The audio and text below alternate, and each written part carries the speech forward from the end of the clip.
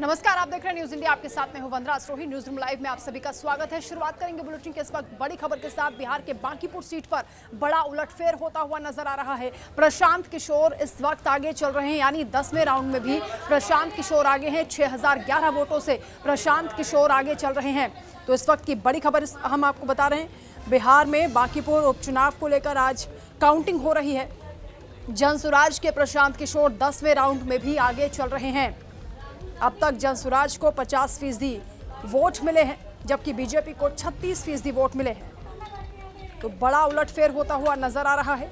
हालांकि विधानसभा चुनाव में करारी शिकस्त प्रशांत किशोर को मिली थी, लेकिन उपचुनाव में बांकीपुर सीट पर प्रशांत किशोर बढ़त बनाए हुए हैं। और यहां शुरुआत में कहा जा रहा था कि त्रिकोणीय मुकाबला है, लेकिन अब प्रशांत किशोर ने जिस तरीके से चुनौती पेश की है, वो यहां बाजी मारते हुए नजर आ रहे हैं।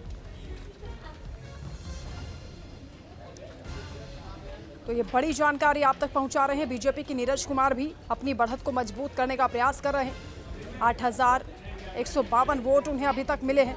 प्रशांत किशोर को छठे राउंड तक 11603 वोट मिले थे। अब 6011 वोटों से वो आगे चल रहे हैं।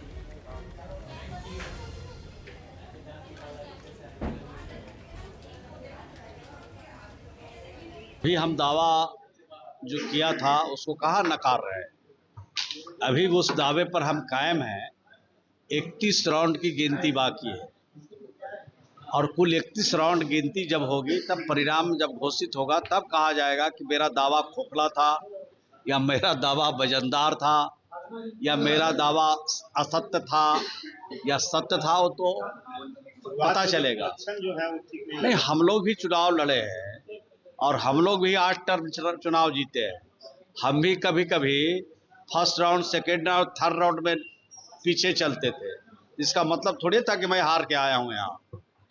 ये जनता का जो जनादेश है वो जनादेश पूरा आने दीजिए और जो भी जनता का जनादेश प्राप्त होगा उसका हम सब लोग मिलकर के सम्मान करेंगे।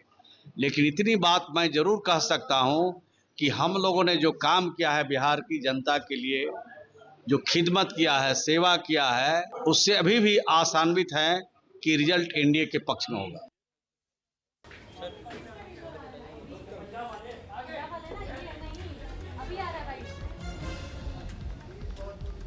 तो बिहार की बांकीपुर सीट पर बड़ा उलटफेर होता हुआ दिखाई दे रहा है। तस्वीर बदलती हुई नजर आ रही है। प्रशांत किशोर 6011 वोटों से इस वक्त आगे चल रहे हैं। 10वें राउंड में भी प्रशांत किशोर बढ़त बनाए हुए हैं। और अभी तक क्या अपडेट है काउंटिंग को लेकर बता रहे हैं मेरे सहयोगी संजीव राय। दिखाते हैं आपको। देखिए, हम दिखा रहे हैं एन कॉलेज के पास काउंटिंग एरिया के बाहर किस तरह से जो है जनसुराज के समर्थकों के बीच क्या कहेंगे, काउंटिंग हो रही है, क्या कहेंगे? देखिए, ये आप देख सकते हैं कि एक तरफा जीत प्रशांत किशोर की है। हम लोग संघर्ष वाहिनी से हैं। हम लोग 3 महीना लगातार संघर्ष किए, जमीन पे काम किए, उसका आज परिणाम 6000 जनसुराज आप देख रहे हैं। प्रशांत किशोर जी जीत रहे हैं। भाजपा का खाया पर जो है किस तरह से तमाम जो लोग हैं यहाँ पर जनसुराज की जो पार्टी है उनके बीच, अब समर्थकों के बीच एक किस तरह से जनसुराज की बात कर रहे हैं।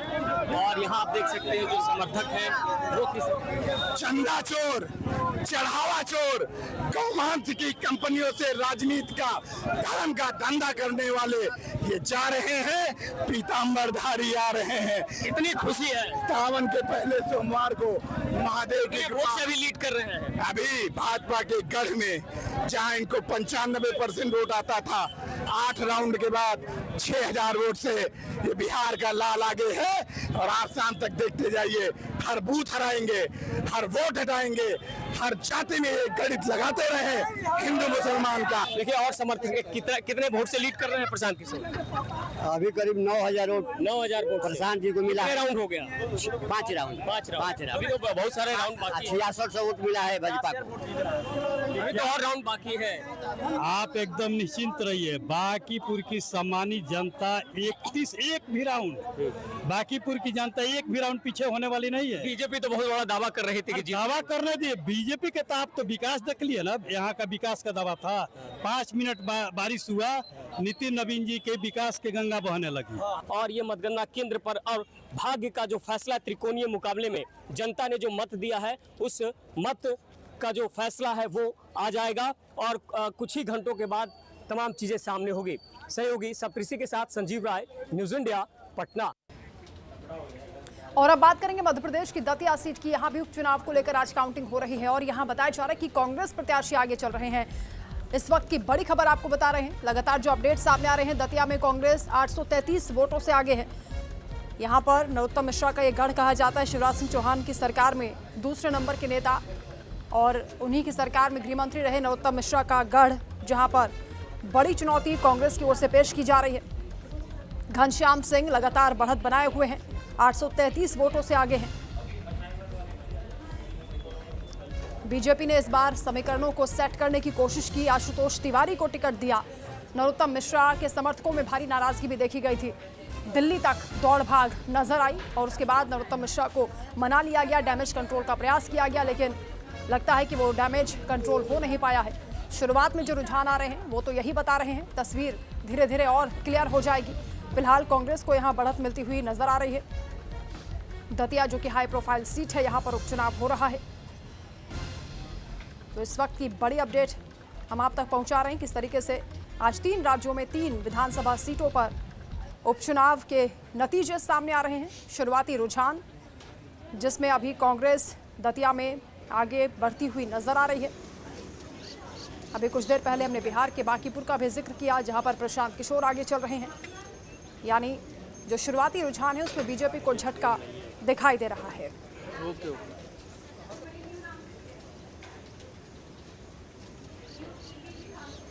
तो कांग्रेस के समर्थक इस वक्त जश्न मनाते हुए भी नजर आ रहे हैं।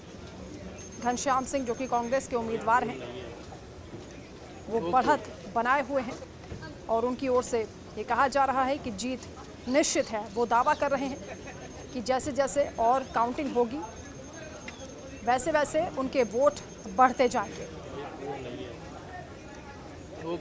शुरुआत में जब 3 राउंड की काउंटिंग हुई, उसके बाद उन्होंने कहा कि मैं 33 वोटों से आगे हूं, चौथे राउंड में हम 1000 तक पहुंच जाएंगे और ये बढ़त बढ़ती ही जाएगी। हालांकि प्रशासन की ओर से सुरक्षा के पुख्ता इंतजाम किए गए हैं। शांतिपूर्ण ढंग से, निष्पक्ष ढंग से ये काउंटिंग हो रही है, जिसको लेकर उन्होंने संतोष भी जताया है कि प्रशासन से अभी तक कोई शिकायत हमें नहीं है। पूरी कांग्रेस पार्टी यहाँ मौजूद रही। तो बड़ी खबर इस वक्त आपको बता रहे हैं दतिया में किस तरीके से लगातार कांग्रेस अभी बढ़त बनाए हुए है। आशुतोष तिवारी को बड़े ही रणनीति के तहत बीजेपी ने टिकट दिया था। हालांकि शुरुआत में खबर आई थी कि नरोत्तम मिश्रा ही चुनाव लड़ेंगे। 4 महीने तक उन्होंने चुनाव की तैयारी की थी और मध्य प्रदेश के मुख्यमंत्री ने भी उन्हीं का नाम दिल्ली भेजा था, लेकिन उसके बाद दिल्ली से खबर आती है कि आशुतोष तिवारी को टिकट दिया जाएगा। इस पर काफी गहमागहमी भी हुई थी।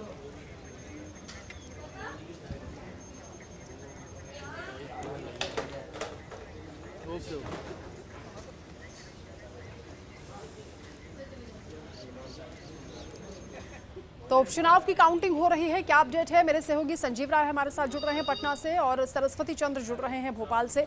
पहले संजीव, आपका रुख करते हुए बांकीपुर पर तो लगता है कि बाजी पलट दी है प्रशांत किशोर ने, 10वें राउंड में भी आगे चल रहे हैं, अभी क्या अपडेट है?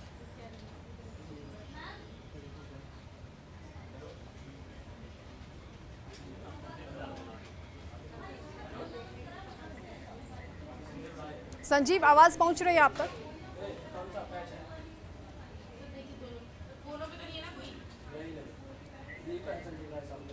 संजीव, अभी क्या अपडेट है? 10वें राउंड की काउंटिंग पूरी होने के बाद अभी किस तरह से रुझान सामने आ रहे हैं?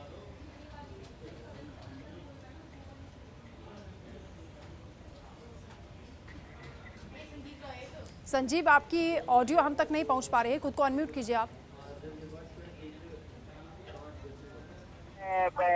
जो राउंड है उसमें 6000 वोट से प्रशांत किशोर लीड कर रहे हैं और ऐसे में लगातार जो है ये जो कह सकते हैं कि वोटों की गिनती जो हो रही है और टोटल 31 राउंड हो रहे, लगभग कई राउंड हो चुके हैं। जानकारी और ऑफिशियल जो है 14 राउंड तक उसके उसमें जो जानकारी आ रही है कि लगभग 13 से 14,000 वोट लीड कर रहे हैं। हालांकि ऑफिशियल जो जानकारी इलेक्शन कमीशन की वो 10वें राउंड के 60,000 वोट से आगे चले थे। उसके बाद देखिए ये मैं दिखा रहा हूँ किस तरह से जो है मतगणना केंद्र के बाहर लगातार जो है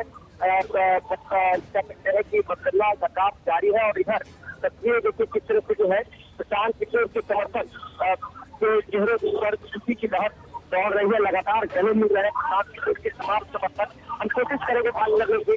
क्या कहेंगे आपने लगातार क्या बोलेंगे, क्या कहेंगे और बिहार में बदलाव की ठीक उसी तरह से रिजल्ट आएगा।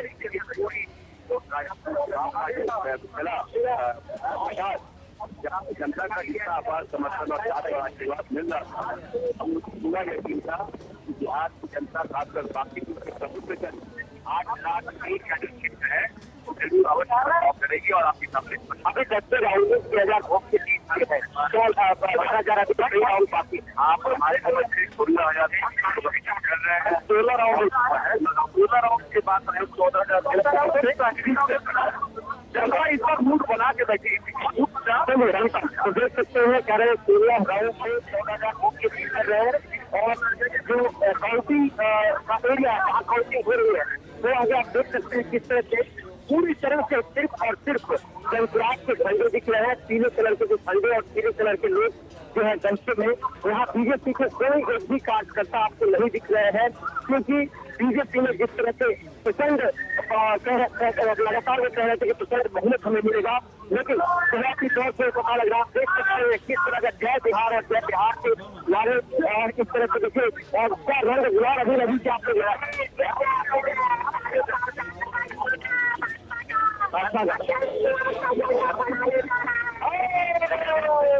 डेमोक्रेसी वापस आ रहा है। डेमोक्रेसी वापस आ रहा है में नहीं अभी कानून का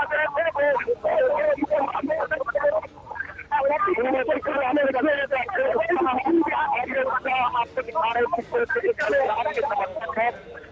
केंद्र के बाहर और ऐसे में हालांकि साफ है मैंडेट जो है पहले से ही इंडिया बताया था, पहले से कह रहा था कह सकते हैं वोटिंग हुआ। उस वोटिंग में बिल्कुल साफ ये लग रहा था कि क्या कुछ रुझान चल रहा है और वही रुझान सामने आ रहा है। तो हम बिल्कुल क्या कहना चाहते हैं लड़का लड़की का ब्याह होता है ना, वैसे हम लोग बिल्कुल अभी से संजीत ये बिहार हम लोग युवाओं को प्राण को बहुत कुछ के नाम से दिया है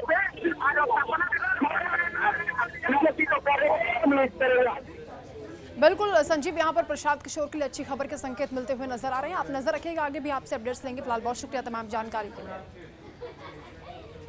एक और बड़ी खबर का रुख करेंगे। राउज एवेन्यू कोर्ट से आज ब्रजभूषण शरण सिंह को लेकर एक बड़ी राहत की खबर सामने आई है। उन्हें बरी कर दिया गया है। महिला रेसलर से यौन उत्पीड़न के मामले में ब्रजभूषण शरण सिंह बरी हो गए हैं और इस पूरे मामले को लेकर उनकी ओर से प्रतिक्रिया भी सामने आई है। ब्रजभूषण ने कहा कि मैं तो पहले ही कहता था कि ये सारे आरोप मनगढ़ंत हैं और कोर्ट ने भी इसे साबित कर दिया है। कोर्ट ने इस पर मुहर लगा दी है।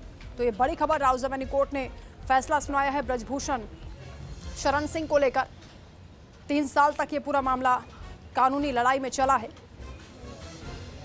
तो बड़ा फैसला जिस पर सबकी निगाहें आज टिकी हुई थी। ब्रजभूषण की भी धड़कनें बढ़ी हुई थी और जैसे ही फैसला सामने आया उन्होंने कहा कि जज की ओर से कहा गया कि ब्रजभूषण और विनोद तोमर जो कि दूसरे आरोपी थे उन्हें बाइज्जत बरी किया जाता है। ब्रजभूषण कह रहे हैं कि अगर कोई आरोप साबित हो जाएगा तो मैं फांसी पर लटक जाऊंगा। आज मेरे लिए खुशी का दिन है। दरअसल ये मामला जनवरी 2023 में सामने आया था। तब विनेश फोगाट, साक्षी मलिक समेत कई महिला पहलवानों ने ब्रजभूषण के खिलाफ कार्रवाई की मांग को लेकर दिल्ली के जंतर मंतर पर धरना दिया था। ब्रजभूषण उस दौरान भारतीय कुश्ती संघ के अध्यक्ष थे। अप्रैल 2023 में उनके खिलाफ एफआईआर दर्ज की गई थी।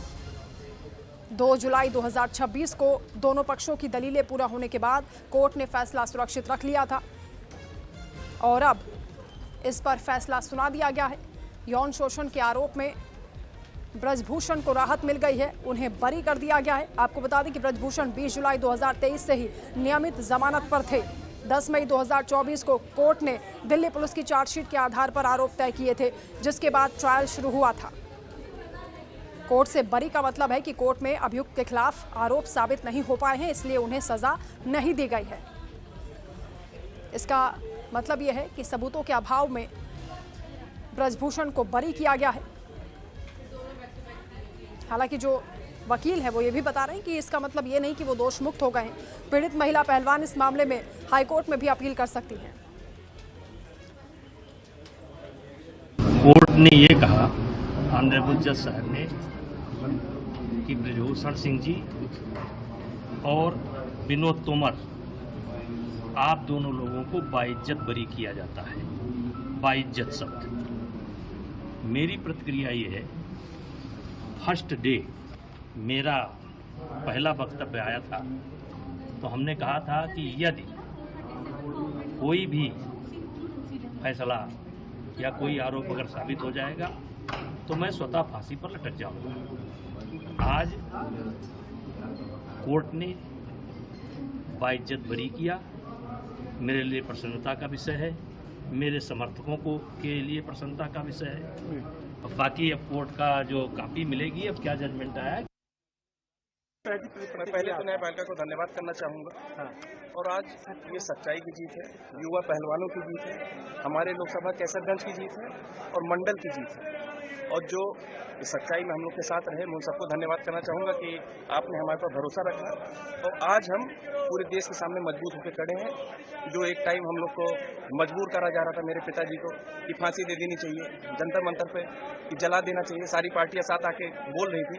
आज क्या आके बोलेंगी? आज क्या आके बोलेंगी कि आपके पर जो हुआ गलत हुआ, जिसका उनको भुगतान करना पड़ा, बैठना पड़ा?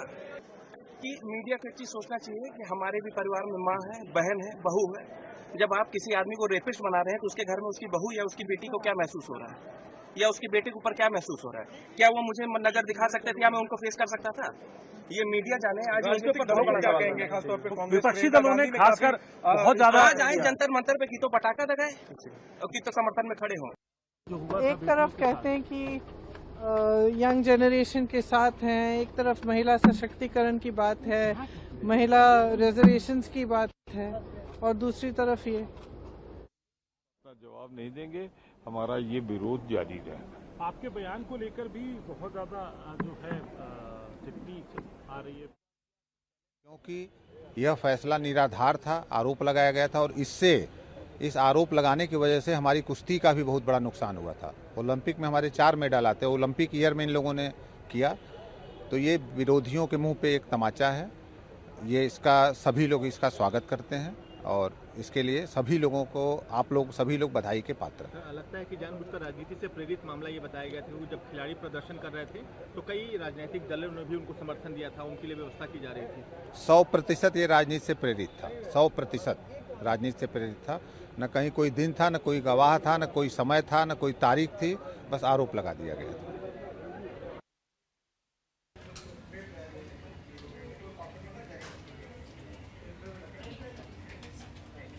एक और बड़ी खबर का रुख करेंगे। नीट पेपर लीक मामले को लेकर सुप्रीम कोर्ट में सुनवाई हुई है, जिसमें कोर्ट ने सरकार से हलफनामा मांगा है। केंद्र सरकार की ओर से इस हलफनामे को लेकर समय भी मांगा गया है। आपको बता दें कि आज सबकी निगाहें सुप्रीम कोर्ट पर टिकी हुई थी कि आज सुप्रीम कोर्ट की ओर से सुनवाई के दौरान क्या कुछ कहा जाता है, जिसको लेकर अब ये बड़ी खबर सामने आ रही है। केंद्र सरकार को हलफनामा दाखिल करने के लिए कहा गया है, जिस पर केंद्र सरकार ने भी समय मांगा है।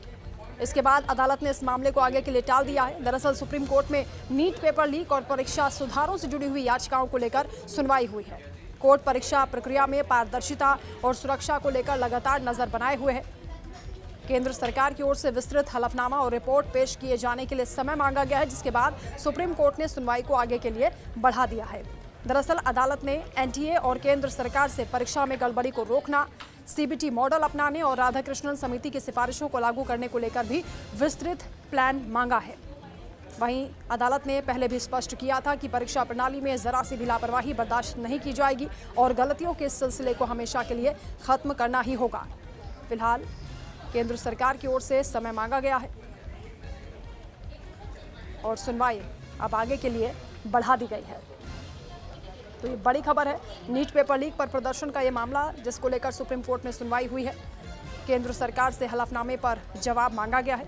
केंद्र सरकार ने हलफनामा दाखिल करने के लिए समय मांगा है और सुप्रीम कोर्ट में अब 7 अगस्त को अगली सुनवाई होगी, यानी 7 अगस्त तक फिलहाल ये सुनवाई टल गई है।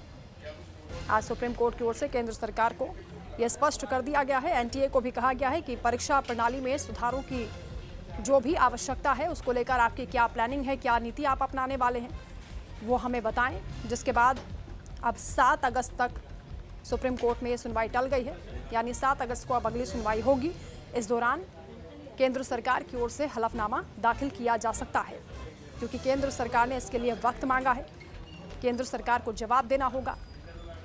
नीट पेपर लीक मामले को लेकर एक तरफ सियासत हो रही है, दूसरी ओर कोर्ट में भी ये मामला चल रहा है।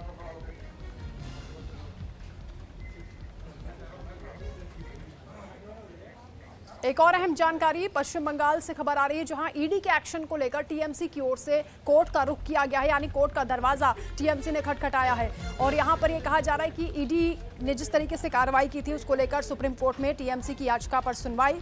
3 बैंक खाते फ्रीज करने के आदेश को चुनौती दी गई है टीएमसी की ओर से। कलकत्ता हाईकोर्ट के आदेश के खिलाफ यह अपील दाखिल की गई है।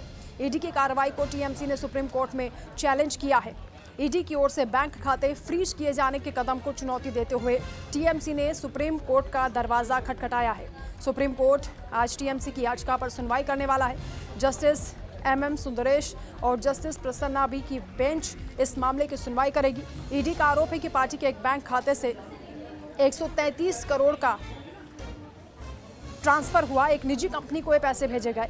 साथ में ईडी ने यह भी दावा किया है कि ये पैसा गलत तरीके से दूसरी जगह पर ट्रांसफर हुआ है और इसमें मनी लॉन्ड्रिंग हुई है।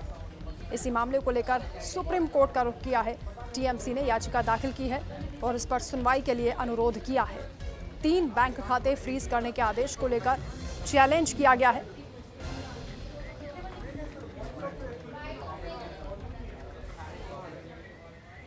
वहीं उत्तर प्रदेश में विधानसभा के मानसून सत्र का आज से आगाज हो गया है। इस दौरान राम मंदिर चढ़ावा चोरी के मामले पर जो सियासत हो रही है उस पर मुख्यमंत्री योगी आदित्यनाथ की ओर से पलटवार किया गया। समाजवादी पार्टी की ओर से उनके विधायकों ने प्रदर्शन किया था। विधानसभा परिसर में हंगामा हुआ, नारेबाजी हुई, जिसको लेकर जवाब दिया गया मुख्यमंत्री योगी आदित्यनाथ की ओर से। उन्होंने कहा कि जो जरूरी मुद्दे हैं उन्हें उठाया जाए और फोकस कामकाज पर रहना चाहिए, क्योंकि कम समय का ये सत्र है। इसको लेकर भी विपक्ष ने सवाल उठाए हैं। उत्तर प्रदेश में विधानसभा के मानसून सत्र की शुरुआत ही हंगामेदार रही है। सदन में अयोध्या में रामलला मंदिर में चढ़ावा चोरी का मामला जोरदार ढंग से विपक्ष ने उठाया, जिस पर मुख्यमंत्री ने विपक्ष पर तीखा हमला बोला। सीएम ने कहा कि जो लोग आज अयोध्या और राम भक्तों की चिंता करने का दावा कर रहे हैं वो अतीत में राम भक्तों पर गोलियां चलवाने के लिए जिम्मेदार रहे हैं। मुख्यमंत्री ने यह भी कहा कि प्रदेश सरकार अयोध्या की गरिमा, श्रद्धालुओं की आस्था और मंदिर व्यवस्था को सर्वोच्च प्राथमिकता दे रही है। किसी भी तरह की अनियमितता पर सख्त कार्रवाई की जाएगी। सीएम के बयान के बाद सदन में सत्ता और विपक्ष के बीच तीखी नोकझोंक हुई और ये मुद्दा राजनीतिक बहस का केंद्र बन गया।